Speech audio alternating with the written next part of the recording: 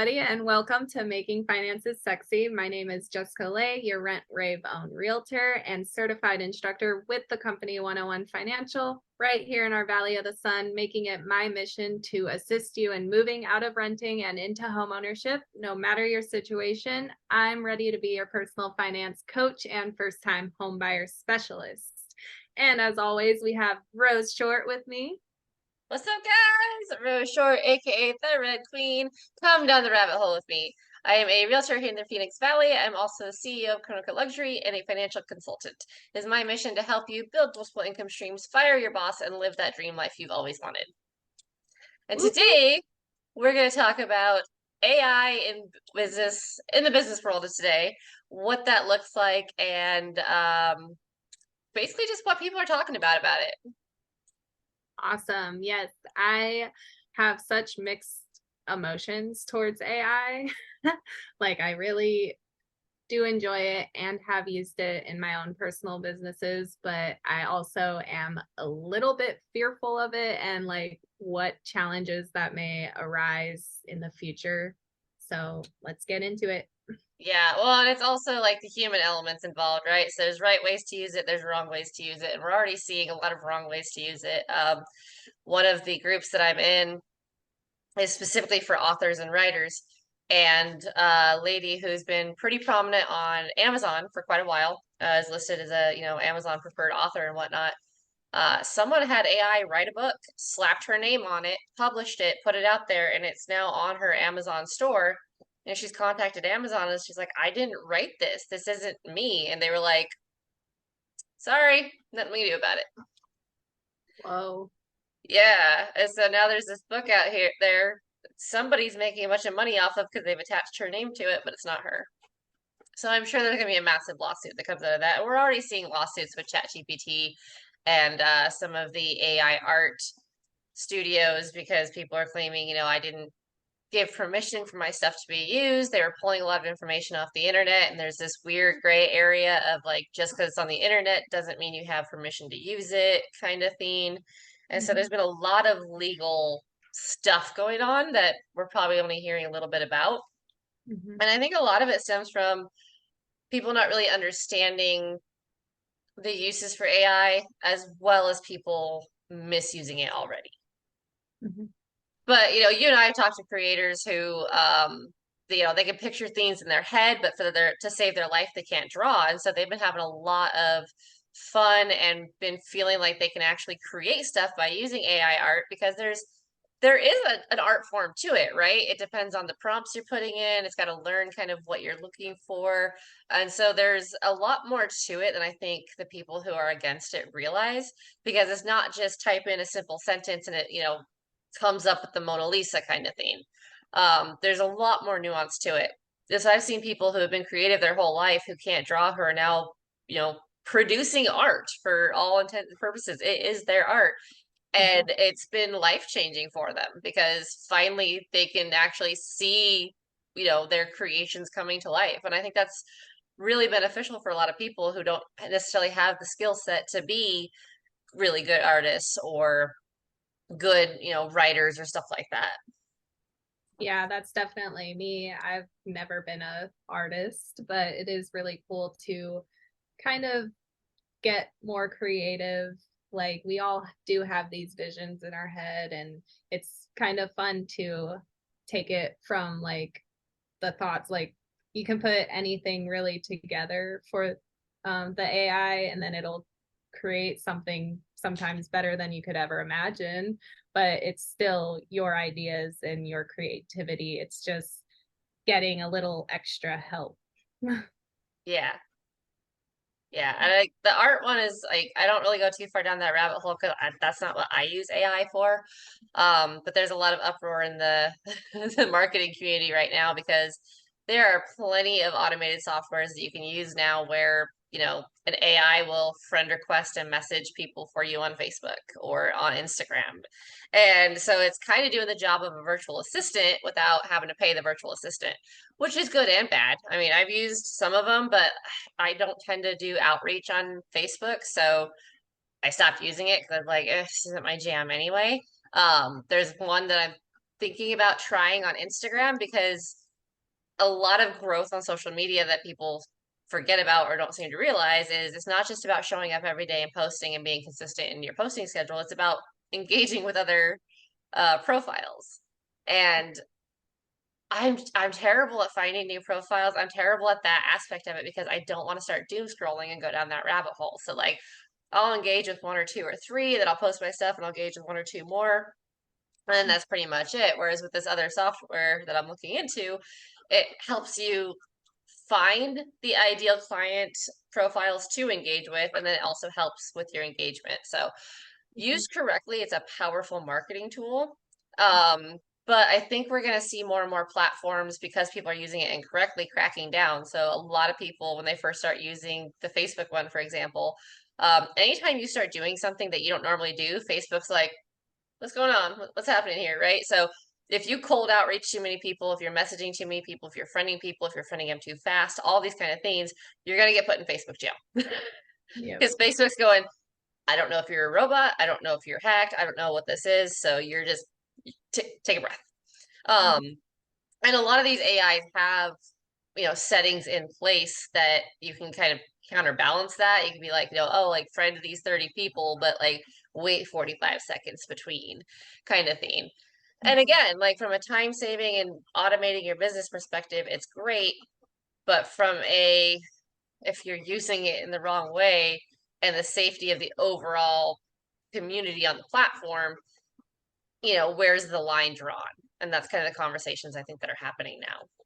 Right. I guess that's what kind of gets in my head. So the things I use AI for in my businesses would be, one example is our CRM for real estate. Like having that AI assistant in there is great because it can send a few emails and text messages for us just to see if we can get an engagement back from that potential client in our database.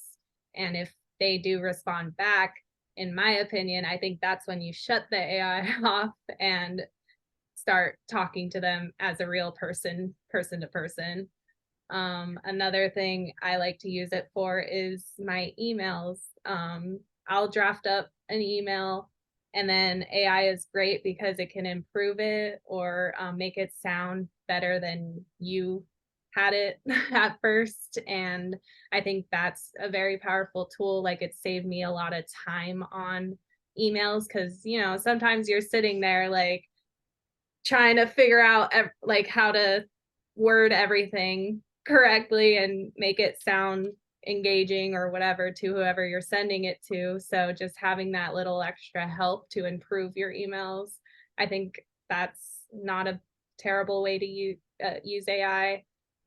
And lastly would be for blogs. Like I love writing blogs, but again, I just need that little extra help. The AI can generate like better words to use or fixing grammar and things like that. And yeah, I think utilizing it for business is an important thing, especially if you're listening and you work a full-time job like I do.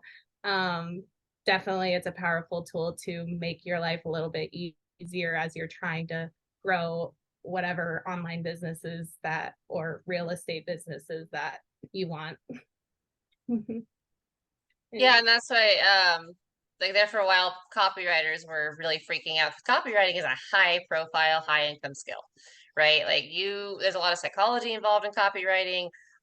There's a lot of marketing involved. Like you and I have talked about this when it comes to, houses and marketing them to the ideal buyer versus marketing them to the general populace. So we see it all the time in the MLS where it's like, oh, this is a first time homeowner's dream and da da da da.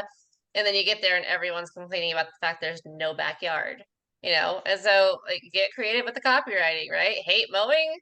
Great news. Nothing to mow at this house. Like, Yep. basically talk to, and that's a skill that is learned and that a high price copywriter would be able to do. And so a lot of people are freaking out that copywriting is no longer going to be a high income skill. Copywriting is still going to be a high income skill, because same with AI art, you need to know what prompts to really put in to get exactly what you want. My understanding of ChatGPT is it's basically running off of predictive text. And that's why a lot of times it's wrong. Like there was a group of lawyers who got busted because they used ChatGPT to write a legal document that went to the judge, basically, and like all of these cases that it cited didn't exist. Oh, And so then they had to admit they're like, oh yeah, we used ChatGPT to write it, and they were like, yeah, it's not gonna fly. So like there are ways that it'll get you in trouble, but if you're already a really good copywriter and you learn how to use the tools instead of being scared of them, it's just going to make you that much more marketable. And that's where I think people struggle is getting over the like, oh, this is going to replace my job. It's not if you integrate it into your job because then you can be like, oh, ChatGPT wrote that for you. That's cute. It wrote this for me. And then it's like, oh, well, yours is way better. Like, how did you get that? Like, oh, pay me the money and I'll do it for you, you know? But as far as autoresponders and email sequences and whatnot, yeah, you're right. It's fantastic, but it doesn't always know what you're talking about either. So it's scouring the internet for any information it can find. So I had it write a brief description about Legendary Marketer, and it did it no problem. And then I asked it to write one for, I think it was the 72-hour challenge. And because there's so that is not a specific kind of theme, it wrote a really weird, like basic, like, oh, this 3-day challenge. And it was like mixing in health and fitness with like all this other stuff. And it was like, okay, yeah, like there's a lot of times where you actually have to tweak it, know how to let it know exactly what you're talking about. yeah, you can't just expect like write me a story about a dog and then expect it to go exactly the way you want it to go. Like you gotta put a lot more meat and potatoes in there Yep. and make it uh give it direction to what you're hoping to get out of it. Yeah, it's similar to if you were dictating it to a virtual assistant or executive assistant, right? You wouldn't be like, hey, you know, like you're saying, write me a story about a dog, and then like put it on your desk, like, what the heck? This isn't what I wanted. It's like, well, all you said was write a story about a dog. Like, how was I supposed to know it was supposed to be about a wiener schnitzel, not a bulldog? Like, you never, right? There's detail that has to go into it, Yep, and gotta. good. No, go ahead. So our blogging site, Medium, they released something not too long ago because even within the reader community, there is a split on AI. So again, in that same writers group, one of the authors had submitted her book to a couple beta testers to read it and see what they thought. And one of the readers reached out to her and was like, hey, did you use AI on any of this? And she said, well, yeah, there's that one table that I needed assistance with. And so I had AI write that. And they were like, oh, that's too bad. When you write something original, I'll read it. And she's like, I wrote the book. It's just one table. And they adamantly refused because she used AI. And so Medium did a survey kind of thing of like, what do you, the public think? And the general consensus was that there should be a disclaimer if you use AI in any way, shape, or form on your stuff. And I think that's fine. I think that makes sense. But I think you have a lot of people who are just gonna ask ChatGPT to write them a blog post, not giving it any direction on tone, not teaching ChatGPT what your strengths are, what your areas of interest, not teaching it how you talk, and then there's gonna be copying and pasting it. And I think that's where a lot of the like issue comes into play. Yeah, it sounds kind of cheat, I guess. People doing it that way when there are people that do put a lot of hard work and passion into their blogs or even descriptions for posts and things like that. But if somebody just is taking the easy route and just letting AI do whatever and just copy and pasting, it doesn't feel very fair. In this particular instance, yes. On the flip side of that, there are plenty of people making a lot of money on YouTube right now by creating a theme page using InVideo to create videos, whatever length they want, voicing they want, on whatever topic they want. And those videos are getting thousands of views, and there are people making really good money because the channel gets monetized. They're not showing their face. They're not having to worry about being attacked by trolls. They can add affiliate links, they can add whatever they want. And, I'm experimenting with it right now. I'm just putting it on my normal affiliate marketing channel, but I've put it in a playlist labeled like general descriptive videos or something like that. And like I'm cheap, so I haven't paid for the upgrade or anything. So mine come like you can tell it was made by AI. It blatantly says it on it because I don't care if someone knows or not, right? I'm not trying to make someone believe that I spent all this time making this video. So it's really no different than like when you and I run out of ideas, we go into Lawyer One, it's like, oh, this video is cool. Let me just personalize it because it's gonna put our branding at the end, and then posting it on YouTube or Facebook. It's the same thing, but no one blinks an eye when it's that. But as soon as you say it was completely done by AI, like there are people who are having AI write their entire YouTube script, which again is fine if it is factual and it works for them and it saves them time, right?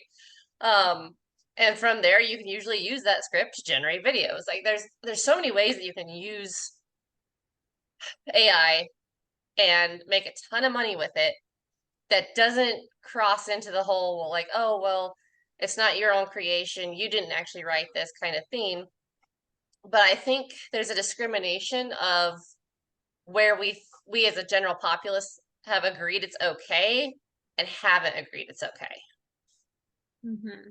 Yeah, that makes a lot of sense. I feel like that's marijuana too. Yeah. But no, I think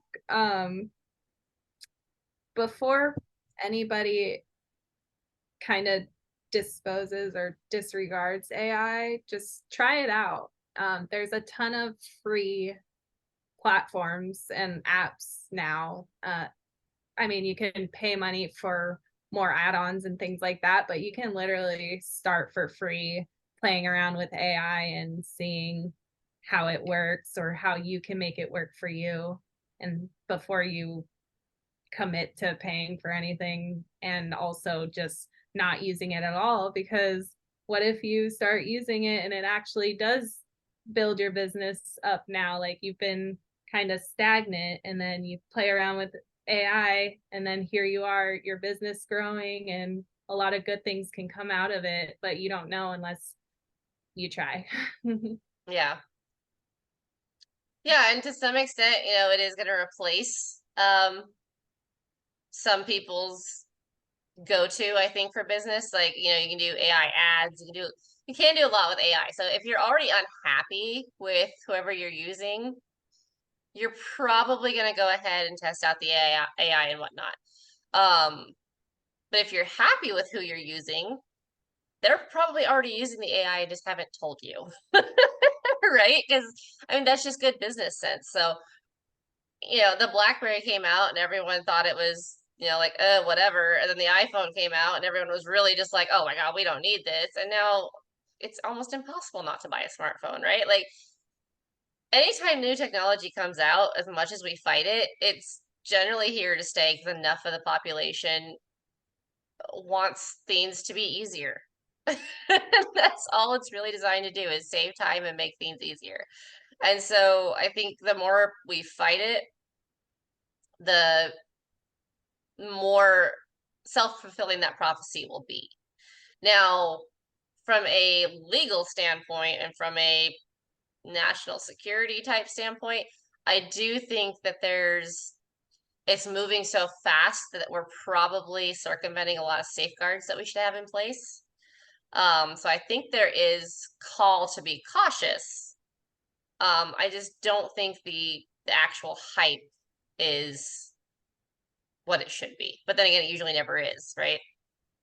Yeah. Yeah, technology, you gotta take it with a grain of salt and again, and still protect yourself because like anything, there's gonna be scammers and things like that, people like that using AI technology for the wrong reasons and just gotta be cautious. Yeah. Yeah. Like I said, there's a lot of people who are being very successful because they've integrated AI into their business. Yeah, I honestly love it. I'm really happy you showed me it. I'm still trying to get a hang of it, but it's been very helpful in business. And yeah, I think everyone should at least give it a try. Yeah. Okay, and like it's specifically professionals in like website creation, funnel creation, landing page creation, copywriting, email marketing management, advertising, like those are the industries that AI can absolutely just supercharge you and your systems. Um, or you can shoot yourself in the foot by not learning it, right? Like those industries can really, really benefit from it. And I think it's really sad when they turn away and like freak out about it and like I'm not using it.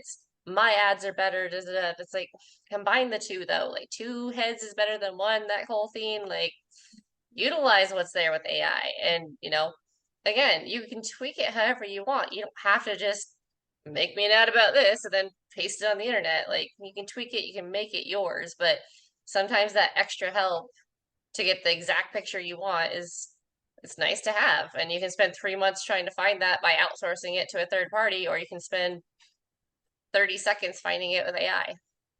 Yep. Like even I've noticed if I use AI to help me create a title for my blog or one of my posts, generally the AI title does better than what I come up with. So again, it can have a lot of benefits to it, and don't be afraid. Yeah. Yeah, because I mean, same thing with vidIQ, right? Like it's looking at data. It's the Spock of the creative world, and I love it for that because we get emotionally attached to our titles, our creations, right? And like for us, we are reading it or we are perceiving it in the way that our brain is processing it. The AI is looking at data from thousands of other data points going, okay, cute, but like this word doesn't do good. So maybe let's take that word out and replace it with this word that seems to do much better, right? And that's just one time saving for us because we're not going to search 30,000 videos to find out what keywords are doing better than, the ones we came up with. And two, maybe our idea or our title was too glitchy or too, dad jokey or like whatever it might be. And the AI just kind of like brings you back to reality of like, yeah, okay, your video could do okay with this, but like make this one little change and like your SEO is going to improve by 30. It's like you want that. Exactly. Yeah, it is such a time saver and stress saver, like you said. So I don't want to watch 30,000 videos just to find out what words are catching people's attention. Like, no way. There's no, And you can no search it time. on Google, but the information there is always contradictory anyway. Oh, for sure. Because I feel like before AI, that's what I was doing. I'd Google like, will this work? Or what do you think of like just Is this hashtag trending? Is this hashtag yeah. shadow banned? Is this keyword shadow banned? Yeah. You've been there. So definitely nothing against AI. And I must say, Monica is my favorite. Yes, I love Monica. Mm. So for those of you who don't know, Monica is an extension for Chrome, I believe. Yep. And what Monica does is, this is really handy if you're needing to write a research paper or read something really quick.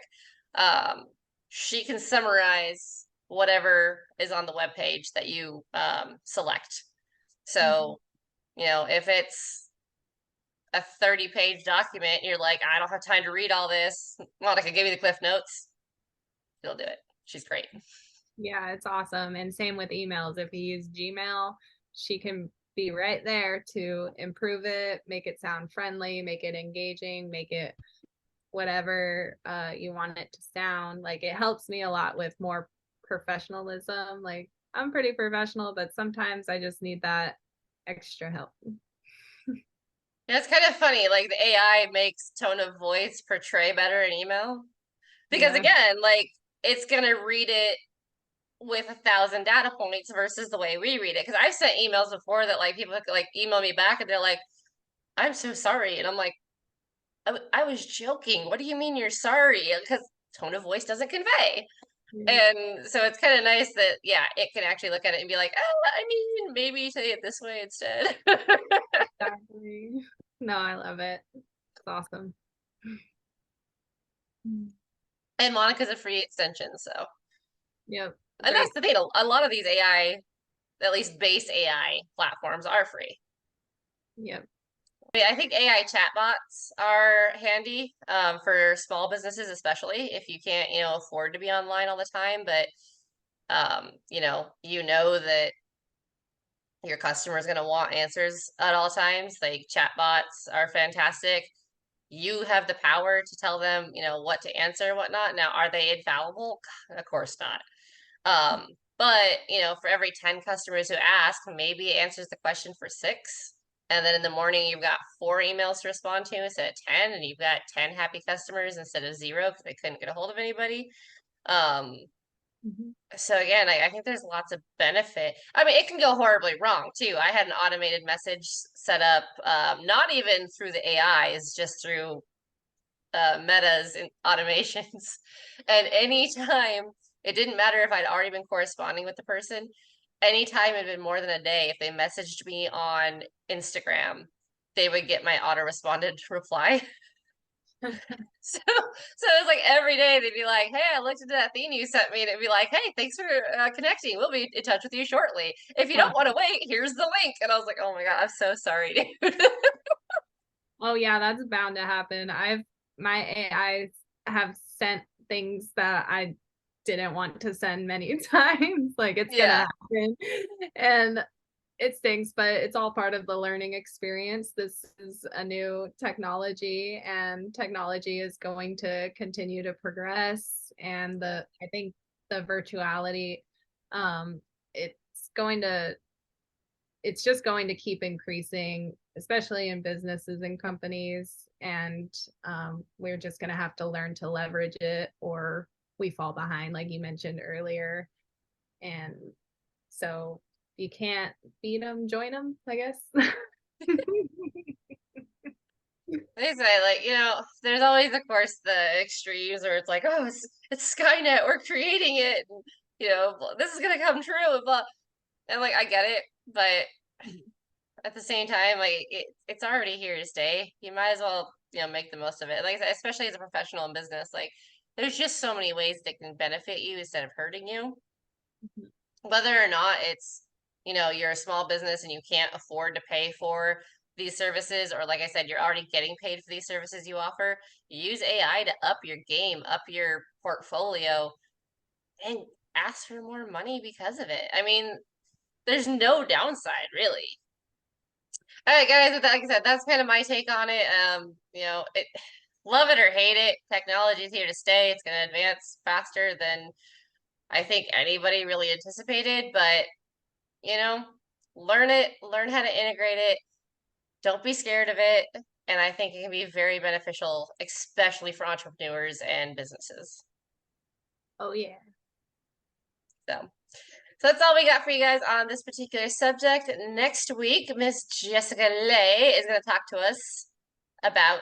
About financial literacy and why it is important, and we should definitely start thinking about it, especially in the times that we are currently in. Yep. It's not going to get easier, guys. Start building out your multiple streams of income. Yep. And budgeting. Yes.